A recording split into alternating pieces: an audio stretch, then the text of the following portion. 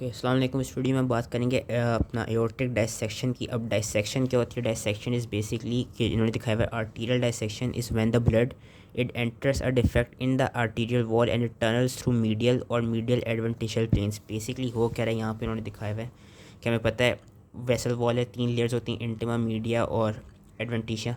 Intima के level पे कोई टेयर आ जाता है जिसकी वजह से अब जो ब्लड होती है वो ल्यूमेन के साथ साथ इस इंटिमल टेयर के थ्रू ये अंदर मीडिया के अंदर भी, और जो मीडिया और एडवेंटिशिया वाली जो प्लेन है उधर ब्लड ट्रैवल कर रहा होता है। So this is known as aortic या this is known as arteric dissection. Aortic dissection की हम बात करेंगे मेनली इस वीडियो में कि वो इन्होंने अगेन दोबारा वही डेफिनेशन बताई हुई कि blood separates the laminar planes of media to form a blood filled channel within the aortic wall. की जो वॉल है आर्टरी की उसके अंदर एक ब्लड फिल्ड चैनल बन रहा है। It also leads to aortic dilation, and it is dangerous if it ruptures through the adventitia because it can cause hemorrhage into the adjacent spaces. Basically दो groups में ये मेनली देखा जाता है। एक तो वो males who are age 40 to 60 years and जिनको ऑलरेडी हाइपरटेंशन हो। दूसरी हमारे पास ग्रुप आती है यंगर पेशेंट्स की जिनको कोई सिंड्रोमिक डिजीज़ हों which are affecting the aorta. जिस तरह एग्जांपल आ जाती है मार्फन सिंड्रोम की। तो ये दो एज ग्रुप्स हमने याद रखनी होगी। डायसेक्शन कैन ऑल्सो भी एट्रोजेनिक एंड कभी कभी रेयरली हमको प्रेगनेंसी के भी जो थर्ड ट्राइमेस्टर होता है उसमें मिल जाते हैं due to hormonal changes men. लेकिन इसमें ये दो ग्रुप्स याद रखनी है। पैथोजेनेसिस की अगर बात करें तो hypertension is the major risk factor for aortic dissections. And ये देखा जाता है कि जो एओर्टाज होते हैं हाइपरटेंसिव पेशेंट्स के they have medial degenerative changes with they have basically presence of medial degenerative changes जिसमें हमको स्मूथ मसल सेल का लॉस मिलता है एंड ऑल्टर्ड ईसीएम कंटेंट मिलता है। उसके अलावा और वो इंडिविजुअल्स जिनमें क्या कहते हैं इनहेरिटेड या कोयर कनेक्टिव टिश्यू डिसऑर्डर्स हो like defective TGF beta signalling या डिफेक्टिव ईसीएम सिंथेसिस या डिफेक्टिव ईसीएम डिग्रेडेशन, उनमें भी डायसेक्शंस हो सकती हैं।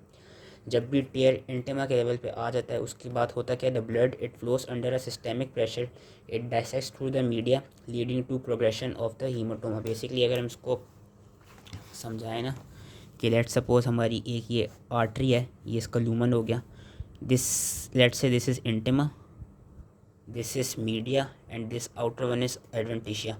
तो डायसेक्शन की होती है कि जब इस इंटिमा के लेवल पर टेयर आ जाए तो फिर जो ब्लड फ्लो कर रहा है ये इस टेयर के थ्रू मीडिया के लेवल पर या कभी कभी एडवेंटिशिया के लेवल पर ये ब्लड फिल्ड चैनल बना देता है।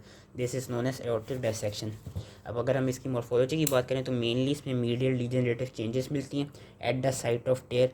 वो क्या क्या होती हैं जिसकी पीछे उन्होंने ये फिगर दी हुई थी जो मैंने पढ़ा दिया था कि ये मीडियल डीजेनरेटिव चेंजेस की तस्वीर दी हुई है कि एक तो इलास्टिक फाइबर्स जो है, इलास्टिन जो है उसकी फ्रेगमेंटेशन हुई है और उसका लॉस हुआ है। उसके अलावा म्यूकॉइड ईसीएम एक्यूमुलेशन होती है, स्मूथ मसल सेल्स की एट्रिशन होती है और इन्फ्लेमेशन जो होती है उनको कैरेक्टरिस्टिकली एब्सेंट मिलती है। इसके मॉर्फोलॉजिकल फीचर्स याद रखने होंगे। कभी कभी इसका ऐसे क्यों आ जाता है रिलेटिंग टू द डिबेकीज क्लासिफिकेशन। दो तरह की जो क्लासिफिकेशन होती है वो भी मैं आगे पढ़ाऊँगा, ये डिबेकी क्लासिफिकेशन है।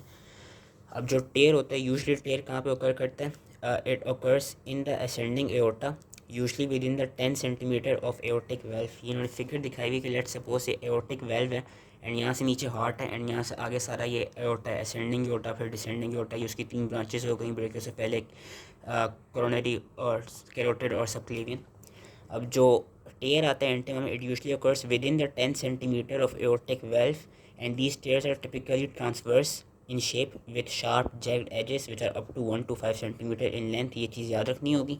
इस तरह यहाँ पे ये टेयर दिखाया हुआ है छोटा सा, इसकी जो शेप होती है ट्रांसवर्स होती है एओर्टिक वेल्व के आगे उन्होंने दिखाया हुआ है। अब ये जो डायसेक्शन होती है इट कैन आइदर एक्सटेंड रेट्रोग्रेडली मतलब बैकवर्ड्स टुवर्ड्स द हार्ट और it can extend distally towards your iliac and femoral arteries जो कि यहाँ पे आ जाती हैं। यहाँ पे फिर हम देख सकते हैं इधर इलियक और फीमोरल आर्टरीज बन जाती हैं। जो डायसेक्टिंग हीमाटोमा होता है it usually spreads between the lamellar units of outer third of media और between the media and adventitial layers, जो कि मैंने पहले भी उस फिगर के थ्रू बता दिया था कि मीडिया में या तो वो आगे कहते हैं ब्लड फिल्ड चैनल बन रहा होगा या बिटवीन मीडिया एंड एडवेंटिशिया वो ब्लड फिल्ड चैनल बन रहा होगा, more specifically at the outer third region of the media.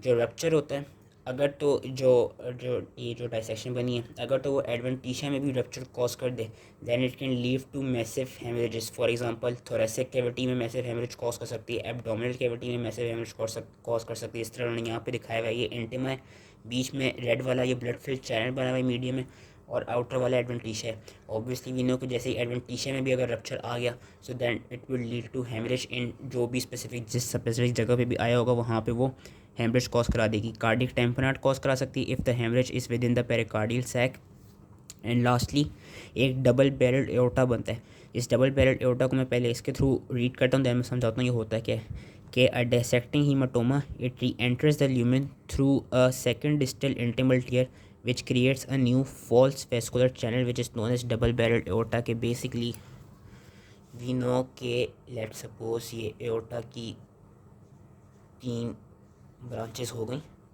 और इस तरह बाहर आ रहा है, और इसी तरह ये aorta ऐसे करके नीचे को आ रहा है aorta,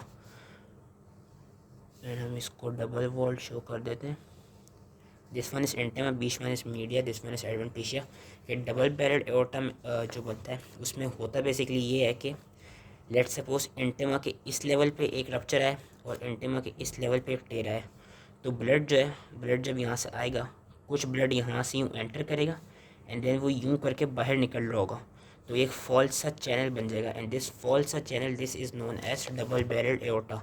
कि a dissecting haematoma it re-enters the lumen of the aorta, ये यहाँ से दोबारा री एंटर कर रहे हैं at the lumen of aorta through a second distal intimal tear. ये हम देख सकते हैं ये फर्स्ट टेयर था, ये सेकंड डिस्टल इंटिमल टेयर हो गया, creating a new false vascular channel which we can see it over here, and this is known as double barreled aorta।